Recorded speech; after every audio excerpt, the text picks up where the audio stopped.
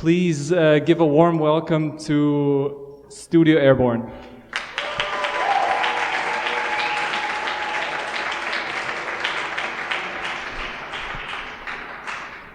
Thank you very much.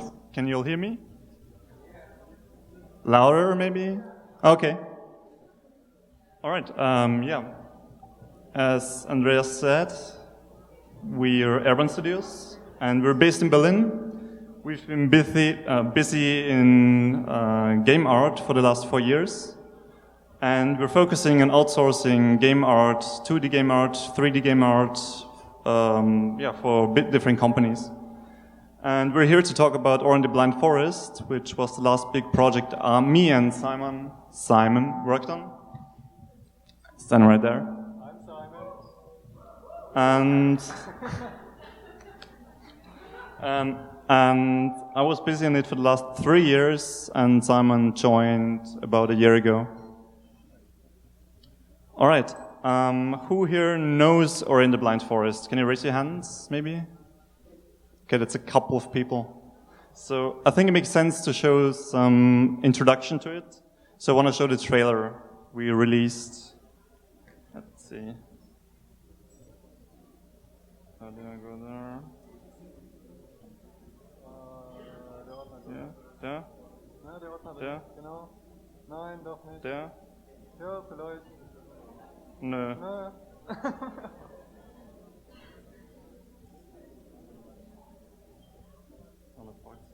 Find it. Okay. Thanks. I'm not using a Mac.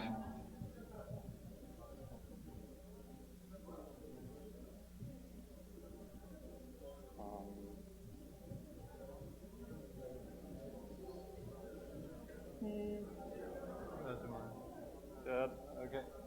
All right, enjoy.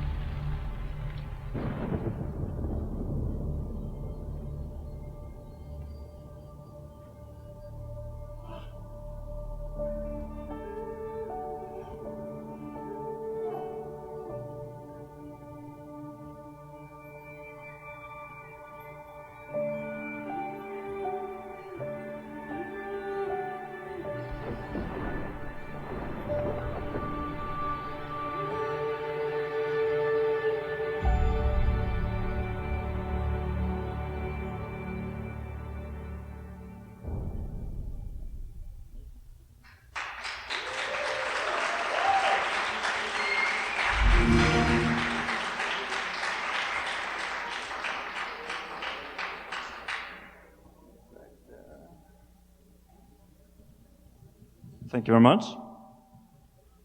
All right, now I want to talk a bit about what is Ori and the Blind Forest.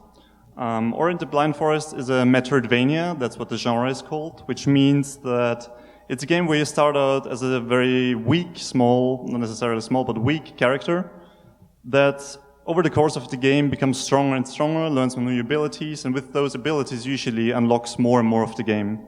So the game expands as you play it.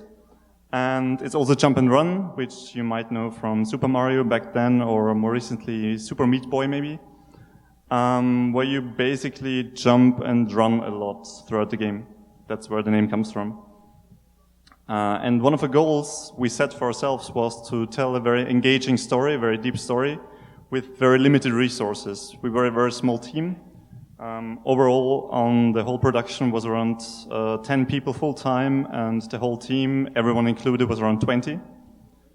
And we didn't have a lot of funding, we didn't have a lot of resources, but we still wanted to tell a story. So, yeah, that was one of our big limitations we had to overcome. And I think one of our biggest mantras was quality over quantity.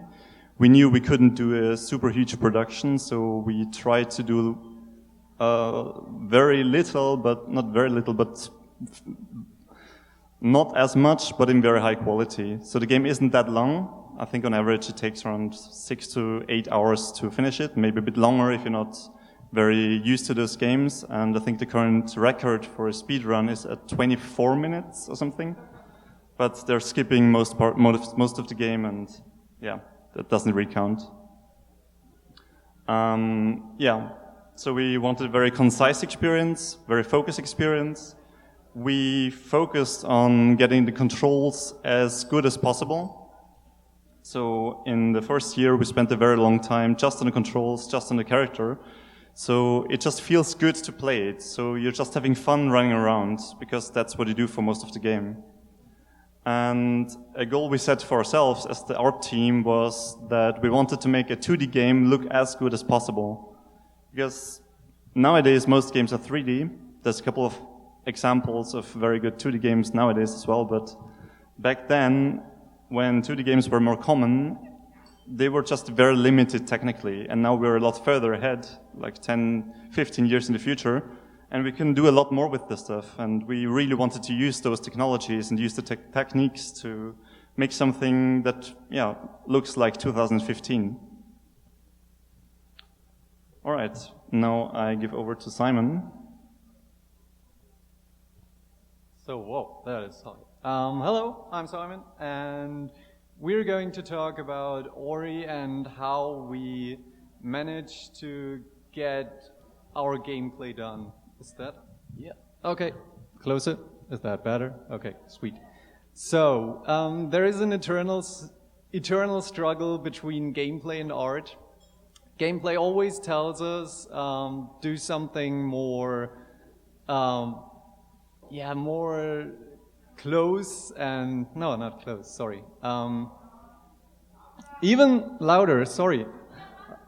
Okay, now I'll kiss it, sorry. Yeah, that is way better. Okay, so we're gonna focus on the gameplay and art side, and there are two sides in our game, which is one time gameplay is fully king and everything has to be devoted to gameplay, and on the other hand we have art as the main means to talk to the player, and we're going to show those two sides. And we're going to start with the gameplay side, which is the most part of the game, and we will start with characters, and I'll just give back to Johannes and later come back with environments. All right. So, there. A bit higher, maybe. Okay, when it comes to character design, the characters that were important for the gameplay part was mostly the protagonist, the character you play as, Ori, and the characters you interact with during gameplay, which was mostly the enemies. And for those, it was crucial that they're readable at all times. In the Blind Forest, the characters are very small on the screen because it's fairly far zoomed out and it's a side-scroller. So those shapes really have to read, and you need to be able to instantly recognize a shape. Another thing that's very important is uniqueness and recognition value. So, each of the shapes of the different figures has to be distinguishable from each other.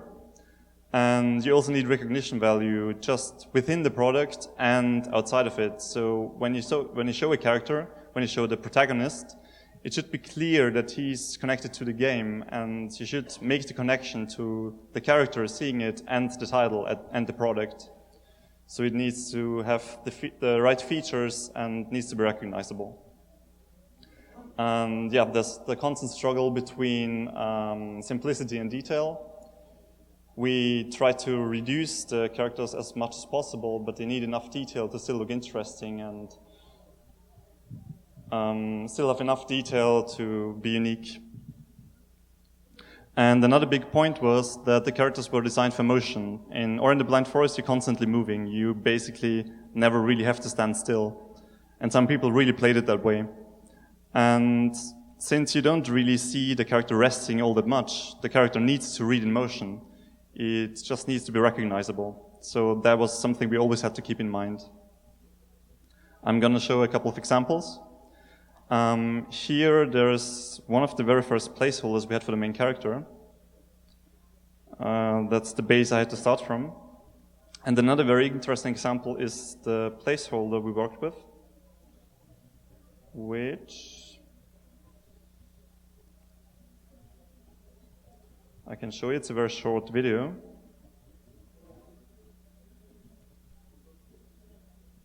No, that's the wrong one.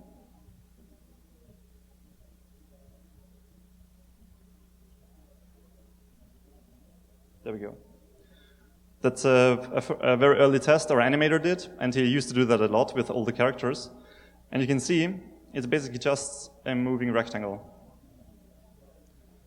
And I think that's a very good and very quick way of visualizing something. And even though it's just a rectangle, it already has character, it already has motion. And that's something we worked with a lot. Let me go back there. All right. That's the final design we ended up with. I'm not going to talk a lot about the design process, but more about the gameplay aspects of it. So what we really wanted to... Why is it... Yeah. Okay, thanks. We really wanted to focus on reinforcing the motion and have this movement in the character design. And in addition to that, we also wanted to reinforce the story aspects of it. So Ori is a child when you play the character, when you start the game. And yeah, we wanted to show that in the design. So it's a very big head, you have very big features. Everything is a bit oversized and too big for the body. And at the same time, you have all these shapes that point into certain directions, and we could use that. That's a couple of different explorations we did with different shapes, and we wanted to add some more characters, and in the end didn't really went through with it for a lot of them. But you can see, for example, the third one in the top row, he's a very bulky and very strong character, so you can already see in the design, and you can imagine that he would move very differently from the one on the left or from the one at the bottom right, maybe.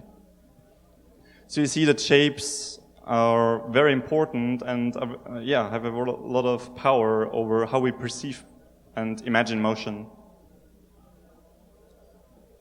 And there I visualized some of the shapes that are going on in the character design. So for example, the head, if I show you my quick sketch of it, it's just basically a huge triangle that points forward. And at all times, you can see these shapes in the animations. And it's reinforced by the back, arcing back a bit. And there's also the tail, which is an element we moved a lot to reinforce motion. And you have all these elements that can move that are independent from the actual animation of the character, not independent, but the adds on top of the actual movement when he's walking, when he's jumping. So by using all these elements, we could reinforce all these motions. Here you can see a couple of examples from the game. And as I said, the character always had to read very small on the screen. And you can see the small ones at the bottom are roughly the size you would have in-game. And they still read. They still read from very far away. You can still see, oh, he's running, he's jumping, he's pointing in a certain direction. And that was crucial to the design. There I show the basic design again. And I provide also a couple of examples of how the character looks in-game. So there you can see him in his natural habitat, basically. And you don't really have to search for him. He's very often just the brightest spot in the image. And we try to keep the contrast in the levels in a way, I think Simon will talk about that the character reads in front of every surface he's in front. Right. And that is something very crucial because it's very small and he's moving very fast. So that was something we used. The character is also white, so we had to use a lot of very dark colors in the background to make him read. And we also reinforced that by adding a trail, an effects trail, that made it also read a bit better. So see, we used all these tools to make the character work in the game world. And I think that helped us a lot. The other thing we did, basically, the only characters you interact with in the world, in the gameplay, are the enemies. And for them, it's very important to read properly as well, because all of them have different abilities, all of them have different attack patterns, for example, and movement patterns. So it's very important that you instantly can recognize them and can react, because sometimes they're very fast. In this case, I think it's pretty obvious. This is called the ram, and the attack pattern is basically just charging towards you and ramming you with its head. And I think that becomes very clear when you look at the shape, because the shape is just, if you look at the head, it basically looks like a hammer. And the plates on its back, the way they're getting smaller in size, they just reinforce the head shape. And with the animations, they just made this a character and an enemy that was very easy to read, and it worked very well. We did this by, well, I did this by just doing a lot of sketches all the time. And I got the description for an enemy, for example. This was an owl that had a very similar behavior to the ram. It was just waiting for you and then charging at you from any angle, not just flat like the ram did. And I was just doing a lot of sketches from different positions in the animation, and was also drawing a lot of storyboards. And this helped me a lot with understanding how the characters would work, and I could also put it already in the game, and this made it very easy to polish it and improve upon things. So next up is Simon. And in closure, I think I can say that, I think the shapes of these characters are very, very important, because you usually don't have a lot of time to react, and you constantly have to deal with them. And when you do art for this kind of stuff, for gameplay, for something where you interact with things reading properly and things being easy to recognize is something very crucial, which is not that important for things we will talk later on. We'll talk about later on. I'm going to Simon now. All right, thank you. And now we're coming to the world design in concerns of the gameplay being bigger than art and art having to devote to it. So what were we working with? We were working with the pure, simple basics of pure design. It's just design. And what is design about? What are the basics? And they are contrast in values or contrast in anything, and a good composition that leads the eye and the player through the image and through the level.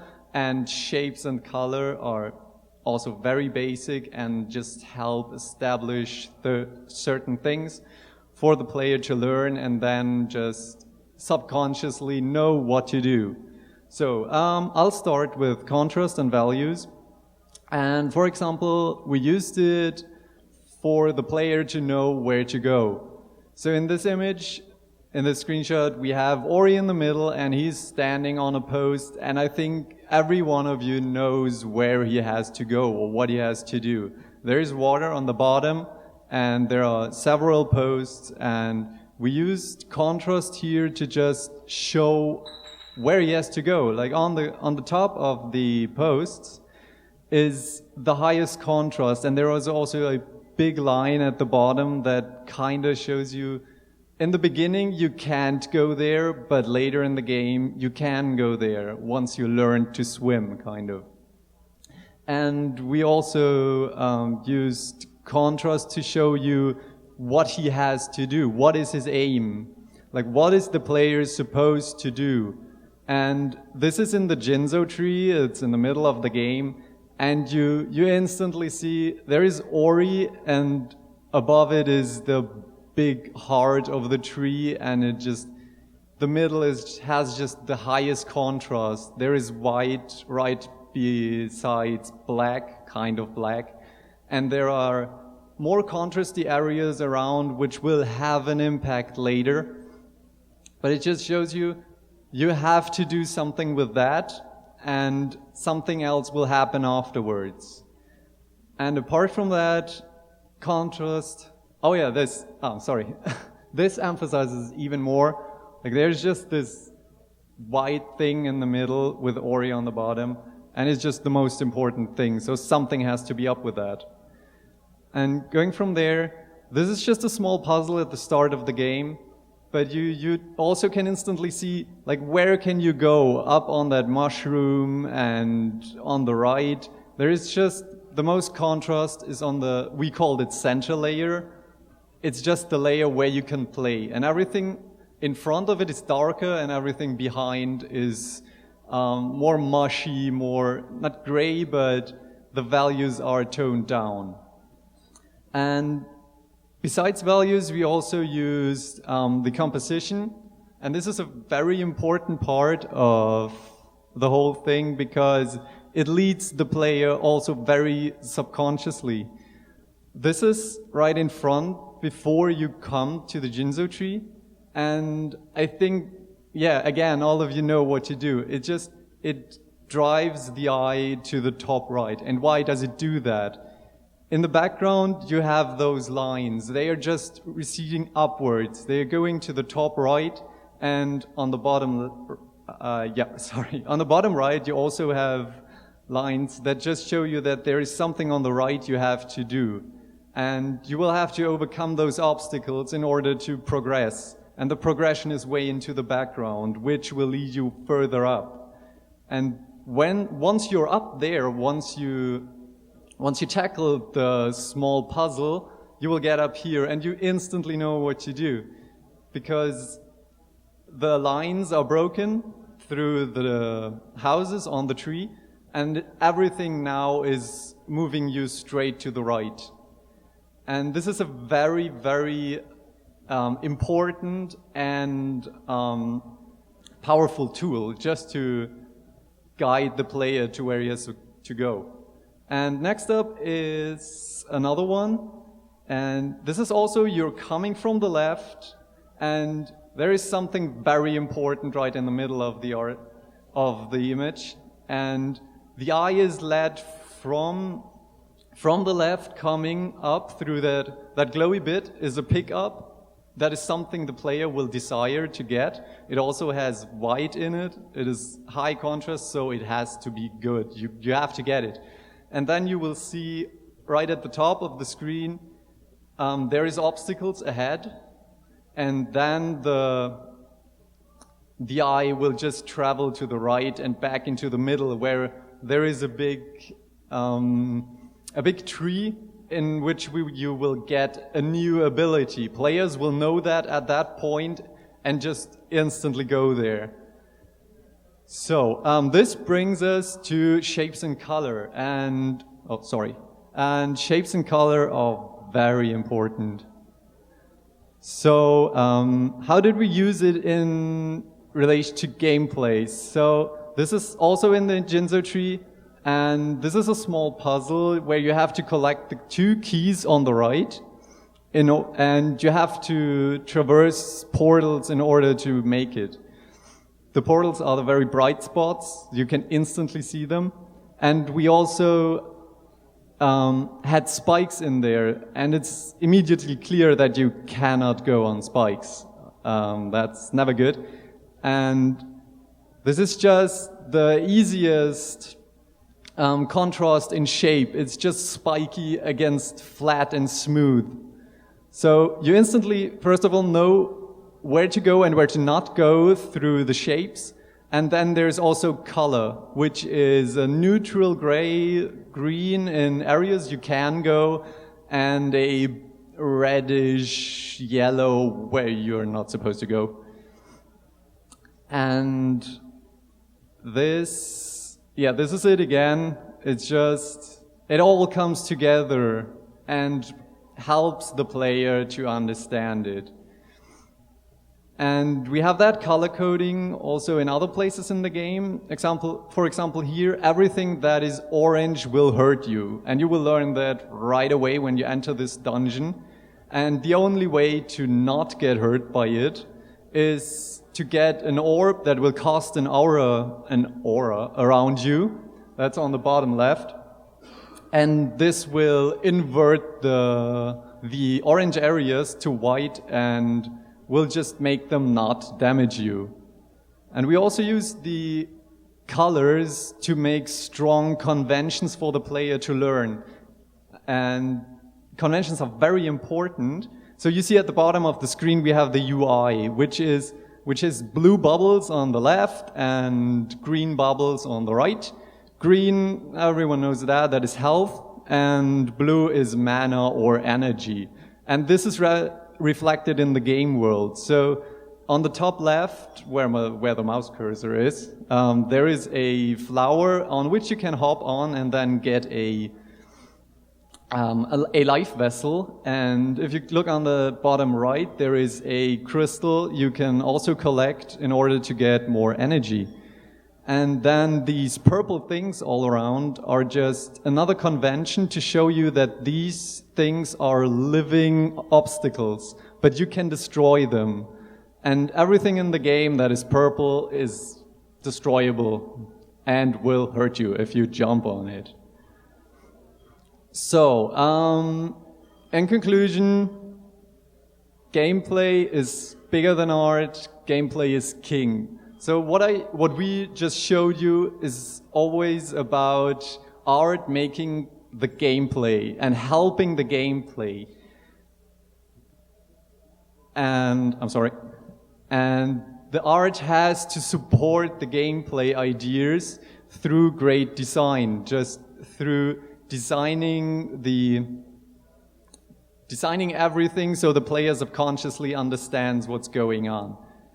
And art is also supposed to be a guide for the player through the game. It's just helping the player to easily understand everything. And this brings us to the second part in which... Oh, okay, I just heard we're supposed to make a small pause. Sorry. Okay, guys, in the back of the room, could you please keep it down a little bit? It's extremely rude to the speakers. Thank you. I know the audio is a little questionable, but please keep it down in the back. Thank you. Much rude.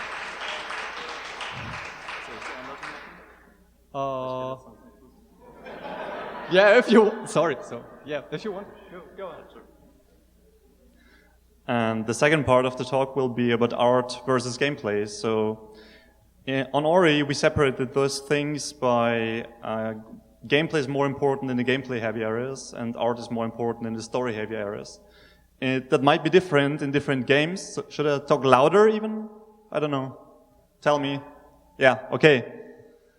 So we made that separation. It might be different in other games and other projects, but that works for us. So that means that whenever there's a story sequence or something where there's a bigger focus on story or to tell the player something, the gameplay got less relevant and got less important, and we had more freedom with the art and could, just do more stuff without having to think about it all the time, how to make it work with the gameplay. I will talk first about characters again, and then Simon will talk about environments, and then we will wrap it up. All right. So we made a couple of different distinctions there. Like I mentioned before, we didn't have that many characters in the game, but we made the distinction between the story sequence characters, the gameplay characters I talked about before, and then cinematic character, which was basically just one. And the story sequence characters had sometimes a little gameplay, but it was very minimal, and you didn't really have to do a lot. For instance, here you see Naru, that's the big black creature Ori is riding on, and you can see in her shape that you probably won't do any wall jumps with her or jump through the air multiple times. She's very big, she's kind of round and very heavy, and that also showed in her animation. That means she was used in a couple of sequences to tell her story, and her movement and the way she acted was there to support the story. There wasn't really any crazy gameplay there. This scene is from the early start of the game, the prologue, and this whole portion of the game, which is around 10 to 15 minutes, is there to build a connection between the characters and to bring the story forward. So gameplay wasn't a huge part of it. And yeah, we had a lot more freedom of how we could approach the whole thing and make it just very visually interesting and pleasing, and didn't have to deal with everything around it. Here's another shot of her that also shows her character quite a bit. I mean, she's just this big, dark lump sitting there. And here's another shot that shows where the player controls Ori, but in a different way from the way you control him when you play the game normally. And again, there's not that big a focus on gameplay because you basically just run left and right and carry those berries in this case. And those sequences where you still control the character were there to tell the story and move it forward. What we then had was cinematic characters, which you didn't really control yourself. You sometimes interact with them. But with those, we had a lot more freedom. For example, this is Gumo, which is the main antagonist in the first part of the game, which then gets replaced by the biggest villain. And he's not that evil, actually. He's just this weird guy who likes to play tricks on you. He's a bit mad. And in the game, you encounter him the first time at the bottom of the Jinzu tree we talked about before. And he steals the key to the entrance, and you have to run after him and get the key back. And the nice thing about this character was that we could use him. The gameplay characters are limited to the center layer where everything happens in the game. That's the only area where you interact with stuff. But those characters we could use anywhere. We could use them in the foreground, in the background, and had a lot more freedom of how we could frame them, how we could show them. Let me go back. And for this character, for example, we also used for a lot of tutorials to show the player some stuff, to show him how a puzzle works or where he has to go, to guide the player as well. And this made it very interesting to work with. And then we have Kuro, the main villain in the game, which we had even more freedom with, because she mostly appears in the cutscenes, which are very classic cutscenes where we had a script, where we had different shots, where we weren't limited to the gameplay view, and had proper editing and everything, and could just show her from a lot of different poses and make her look daunting and harrowing in her own way, without having to show her in comparison to Ori all the time. But you can see here that Ori is very small, even smaller than usually on the gameplay camera. And we zoom out even further in that shot, so we have this huge gap in size between the villain and the main character. And it was something very interesting we could work with. You don't really interact all that much with her. There's a couple of chase sequences, but you don't really play against her, you don't really fight her. And it was a very different approach doing this character for cinematics and not having to worry about the gameplay aspects. It was a very different workflow. And that was very relaxing to me. Next, Simon will talk about the cinematic environments. All right, so the environments in the cinematics were pretty straightforward because they were supposed to not have gameplay or not as much gameplay as the rest was supposed to be. And so we could really focus on the compositions and really getting the mood nailed, really nail it down on the emotions, the mood, and everything we wanted to tell. Just the storytelling was king here. So we have a part in the game that is just at the start of the game, which is the prologue. It is around 20 minutes long, and it basically has no gameplay except walking left and right. And that is basically it. The rest is all about setting up the game and setting the player into this world and showing him what is important in this world. And the whole thing starts with this shot, and this is the spirit tree, and it's just kind of bursting in a storm, and it loses a leaf, and this leaf is going into a wood. And there is Naru, the big mother thing, is waiting there and just curious what it is. And there is a little bit of gameplay there. You can walk to the right. And it's not as interesting of a gameplay, but as interesting of a setting up the mood thing. So you're just walking through a very dark forest and finding this little light there, lying there and just waiting. And it's really all about the mood here.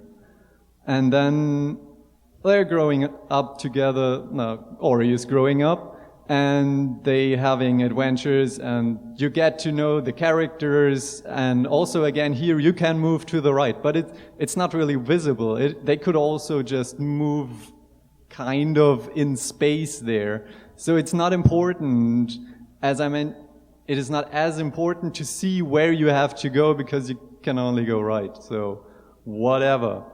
And after this, there is also, again, cinematics. We have, it's always following up. We have cinematic, then you can play a bit, and then cinematic.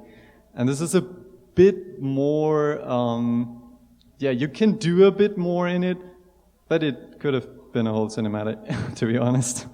But this is the kind of in the middle of the prologue, and it's a very sad scene. So we used all the tricks we had from illustrations. We're both illustrators, and we knew what to do to get a sad mood and just build it up.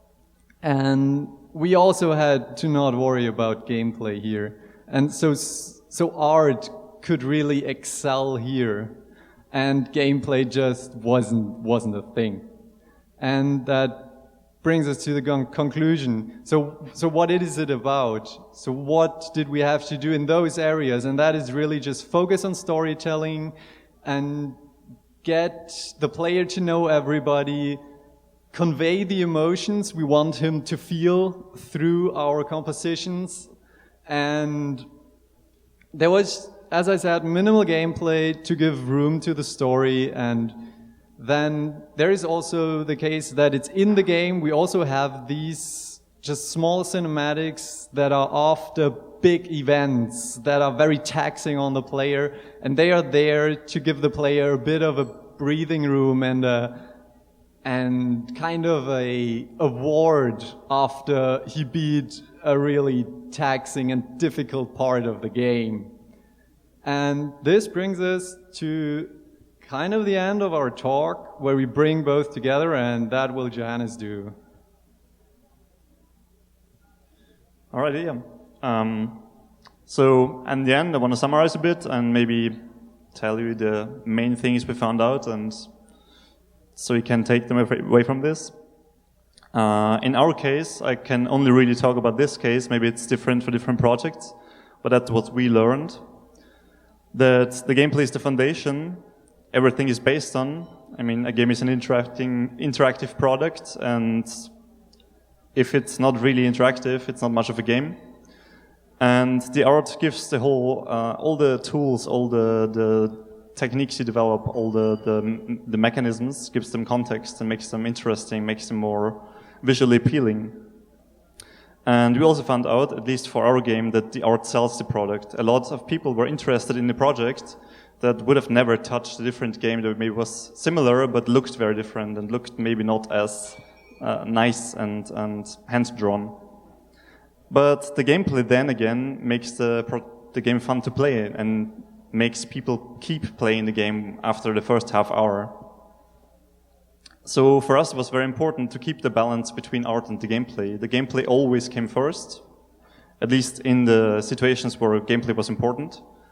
But at the same time it was a constant struggle because we tried to make the game look as pretty as possible, but then there was a change and we had to redo it all over again, but we still tried to work with that and then make it as good as possible.